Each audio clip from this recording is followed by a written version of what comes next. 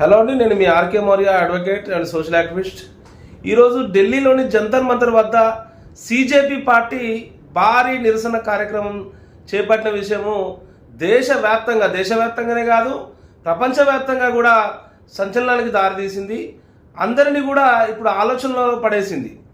ఇప్పుడు పవర్లో ఉన్న పార్టీలు కావచ్చు, ప్రతిపక్షంలో ఉన్న పార్టీలు కావచ్చు, ఈ యొక్క నిరసనను తేలిగ్గా తీసుకున్నప్పటికీ పవర్లో ఉన్నటువంటి బీజేపీ లాంటి పార్టీలు అయితే చాలా వ్యంగ్యంగా అభివర్ణిస్తున్నాయి ఈ నిరసన కార్యక్రమాన్ని.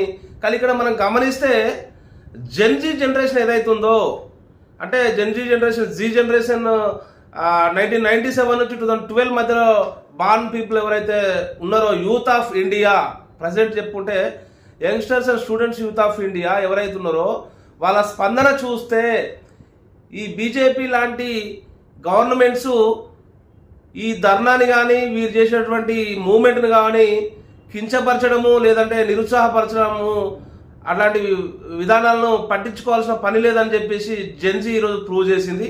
దానికి మద్దతుగా జంతర్ మంతర్ వద్ద అనేక మంది వేల సంఖ్యలో విద్యార్థులు, యువకులు, మేధావులు కూడా మద్దతుగా ఈరోజు కదలి రావడము ఈ యొక్క రాష్ట్ర కేంద్ర ప్రభుత్వాల యొక్క వైఖరి లేదా గత పాలకుల యొక్క వైఖరి, వారు పాలనా వైఫల్యానికి ఏదైతే ముఖ చిత్రంగా ఈరోజు ఇది జరుగుతుంది నిరసన. ఇక చాలా విచిత్రం ఏంటంటే సామాన్యుడి యొక్క, అంటే అందరూ ప్రజల యొక్క, ఓటర్లు కావచ్చు, భారతదేశ ప్రజలందరూ కూడా కట్టేటటువంటి ట్యాక్సులతోని ఏర్పాటు అయ్యేటటువంటి ఈ ప్రభుత్వాలు ఆ ప్రజలకు మంచి చేయకపోగా అనేక స్కీమ్ల పేరుతో, ఫ్రీబీస్ పేరుతో అర్థం పర్థం లేని, అవసరం లేని స్కీములు పెట్టి ఆ స్కీములను స్కాములుగా మలుచుకొని ప్రజల పన్నులను అనేక రూపాలుగా వాళ్ళు దండుకొని వాళ్ళ యొక్క ఆస్తులు పెంచుకుంటూ స్కాములు చేసుకొని విదేశాలకు తరలించినటువంటి పరిస్థితి అనేక మనం చూస్తున్నాము. కేసులు అవుతున్నాయి. చాలా విచిత్రం ఏంటంటే న్యాయ వ్యవస్థ మీద వీళ్ళ ఇన్ఫ్లుయెన్స్ కొట్టు చూపించుకొని ఆ కేసుల నుండి కూడా బయటపడడం చాలా దురదృష్టకరం. ఇట్లాంటి పరిస్థితులలోనే ఆ యొక్క ఆవేదన చెంది ఆ ప్రతిఘటించే క్రమంలోనే ఇటువంటి సిజేపీ, కాక్రోచ్ జనతా పార్టీస్ అనేటివి వస్తాయి. ఇక్కడ సుప్రీంకోర్టు చీఫ్ జస్టిస్ గారు ఇచ్చినటువంటి ఒక స్టేట్మెంట్ ద్వారానే సిజేపీ అనే ఒక వర్డ్ బయటకు వచ్చినప్పటికీ ఇక్కడ మనం ఒకటే చూడాలి, ఈ పార్టీ ఎస్టాబ్లిష్ అవుతుందా, రిజిస్టర్ అవుతుందా, ఫామ్ చేస్తుందా, ఎలక్షన్లో పోటీ చేస్తుందా అనేది పక్కన పెడితే ఒక వ్యతిరేకత, ఒక నిరసన రాష్ట్ర కేంద్ర ప్రభుత్వాల మీద, అధికార పార్టీల మీద, ప్రభుత్వం మీద ఏ స్థాయిలో ఉందని చెప్పేసి మనం గమనించాలి.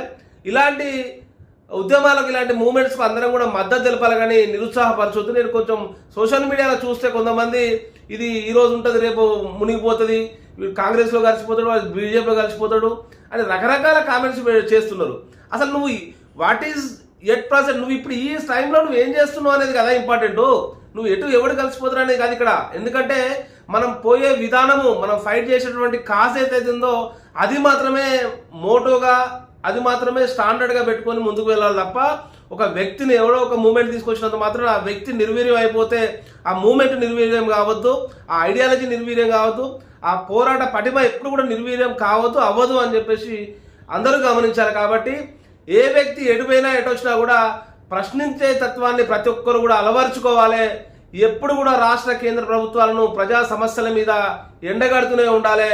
ఈరోజు డాక్టర్ బాబాసాహెబ్ అంబేద్కర్ గారు రచించినటువంటి భారత రాజ్యాంగాన్ని చేతపట్టుకొని అభిజిత్ ఎవరైతే ఉన్నారో సిజేపీ చీఫ్, అతను ఎయిర్పోర్ట్ నుంచి బయటకు రావడం చూస్తుంటే ప్రతి ఒక్క పౌరుడు కూడా ఆలోచన చేయాలి.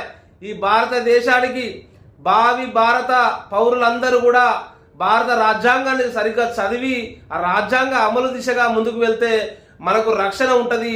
ఈ నాయకులు, ఈ ప్రజాప్రతినిధులు ఎవరు కూడా పూర్తి స్థాయిలో సామాన్యులను పట్టించుకునే పరిస్థితి లేదు. కాబట్టి రాజ్యాంగబద్ధంగా అందరం కూడా ఎప్పుడూ ప్రశ్నించాలి, ముందుకు పోవాలా. ఇలాంటి పోరాటాలు ఎవరు తీసుకున్నా కూడా, ఎవరు కోఆర్డినేషన్ చేసినా కూడా దాంట్లో భాగస్వాములు కావాలి కానీ నిరుత్సాహపరచడము లేదంటే వ్యంగ్యంగా మాట్లాడడం చేయొద్దు. ఇది ఒక ప్రజాస్వామ్య పోరాటము. ఇలాంటి పోరాటాలకు అందరం మద్దతు తెలపాలి.